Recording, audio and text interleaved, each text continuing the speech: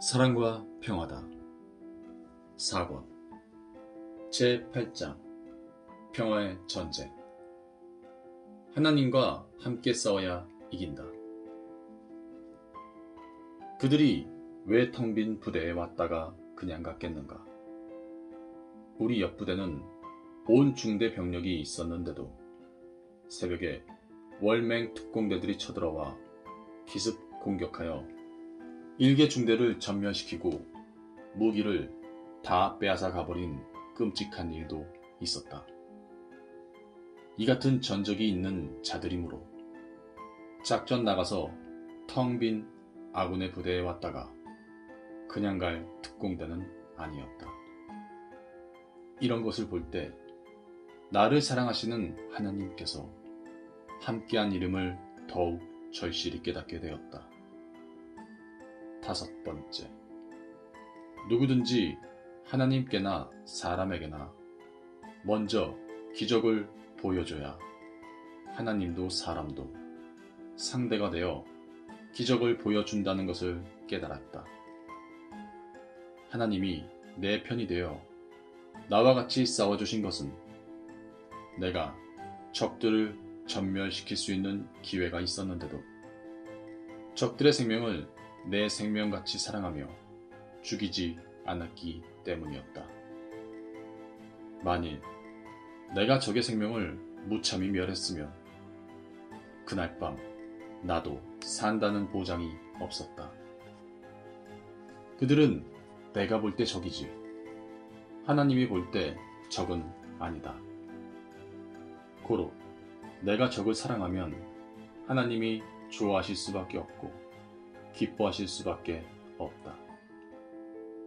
내가 죽을 수밖에 없는 상황에서도 적의 생명을 살려주는 기적을 보이니 하나님도 그들이 평화롭게 물러가도록 표적을 행하셨다. 나뿐만 아니라 아군이든 적군이든 나같이 그렇게 살면 하늘은 함께 하심으로 표적을 보여 그의 편이 되어주신다. 6번째, 나는 그날 밤에 전능자가 역사하심은 물론이고 하늘의 천사를 보내어 그 강하고 무서운 특공대를 막아주셨음을 확실히 깨닫게 되었다. 성경에 나오는 선지자 엘리사가 하나님께 기도하니 하나님이 그에게 함께 하시어 칼이나 활이나 어떤 무기도 쓰지 않고 하늘의 천군들을 보내어 이스라엘 민족을 쳐들어온 수만 명의 아람 군대들을 모두 물러가게 하셨다. 엘리사 선지자는 영안을 떠 신령한 세계를 꿰뚫어 보고 그 사실을 알게 되었다. 이와 같이 나뿐만 아니라 모든 자들의 어려운 일을 도울 때 하늘의 천군, 천사를 보내심을 확실히 깨닫게 되었다. 7번째, 기도의 능력과 응답에 대해 깨달았다. 그날 밤 내가 적을 보고 어떻게 해야 할지 몇 번을 물어도 하나님은 아무 응답이 없으셨다. 내가 정말 목숨을 다해서 생명을 사랑하는지 하늘은 나를 확인했던 것이다. 기도한 대로 나의 마음을 하나님이 주관해주지 않았다면 크레머의 스위치를 눌러버렸을 것이다. 그때는 당황되고 조급했던 순간인데다 적들이 넘어오려고 널빤지를 철저하게 깔 때 나는 제정신이 아니었다. 이미 마음은 걷잡을 수 없는 단계로 넘어갔던 것이다.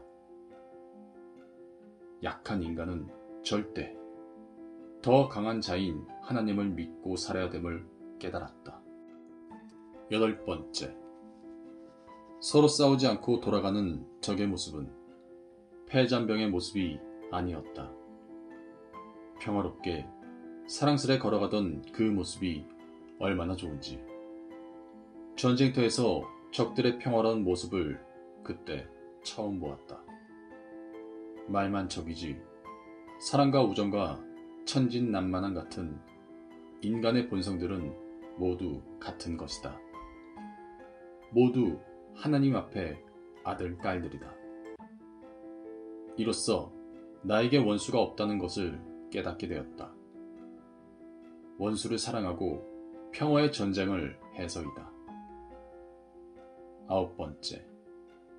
그날 밤 나는 죽을 고비를 또 넘겼으니 전우들의 죽을 고비를 내가 대표로 겪은 것임을 깨닫게 되었다. 하나님의 생각과 인간의 생각은 하늘과 땅같이 차이가 있다.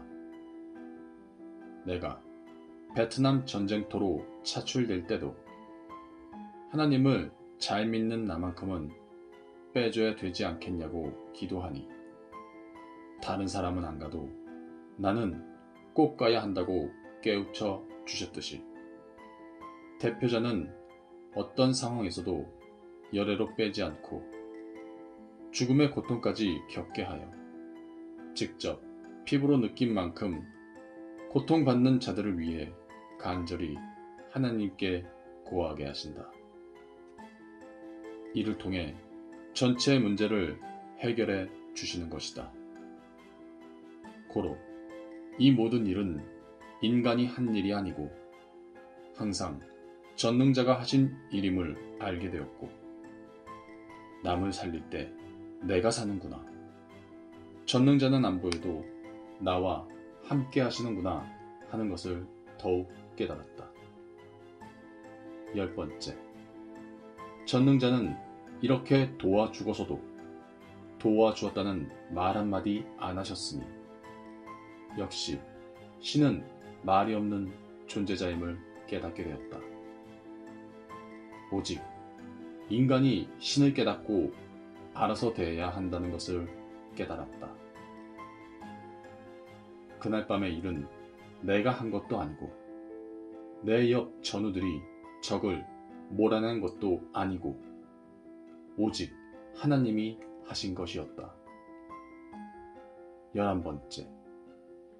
우리 중대 전 병력이 15일 동안 수색작전을 했는데 그보다도 더 큰 작전을 혼자 한 격임을 깨닫게 되었다. 온 부대원이 작전에서 철수하고 들어온 후에 이 사실을 말해 주었더니 모두 꿈같은 이야기라고 하면서 화제거리로 삼았다. 12번째. 이는 거짓이 아닌 생생한 사실임을 모든 이에게 전하여 다시금 하나님을 알고 믿게 해야 된다는 것을 깨달았다.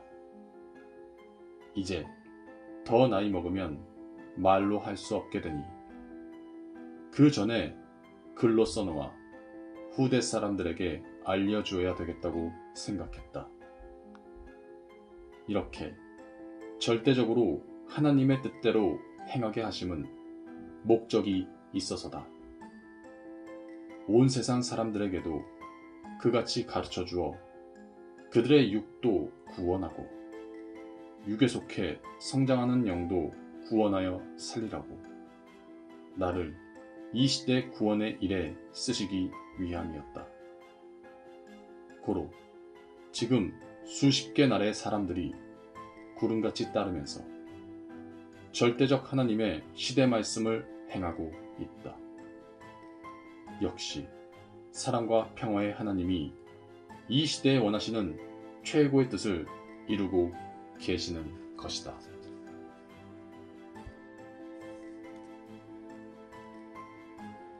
지혜의 잠언 제41집. 갖출 것을 다 갖춰야 지금까지 수고한 것이 헛되지 않고 거둬들이게 되느니라. 451. 기도해라. 그러면 자기가 무엇을 더 해야 되는지 감동되고 떠오른다. 452. 때를 놓치면 배나 더 힘들고 때에 맞춰서 하면 자기만 열심히 하면 능히 할 수 있느니라. 453. 휴거에는 돈이 안 들어간다. 자기 몸으로 열심히 하면 된다. 454. 이때 최선을 다해 열심히 하면 뿌리고 가꾼 대로 거두고 지구가 생긴 이래 인간으로서 최고로 좋은 영원한 것을 얻느니라. 455. 지금은 최고 기회의 때다. 이때는 최선을 다하는 것이다. 456. 환난 전에 꼭 휴거되라. 457. 성자는 휴거된 영들은 걷어들여 천국 황금성으로 데리고 가려고 지금까지 계속 역사에 오셨느니라. 458. 성자는 휴거된 영들을 걷어들이고 떠나신다. 미완성된 영들은 안 익은 곡식과 같아서 열심히 하도록 두고 가신다. 459. 휴거는 섭리인 모두에게 예정되어 있느니라. 그런데도 하고자 하는 마음이 없고 관심이 없어서 열심히 안 한 자들은 예정된 휴거를 이루지 못하고 마느니라. 460. 성자, 주와 일체로 휴거를 이루느니라.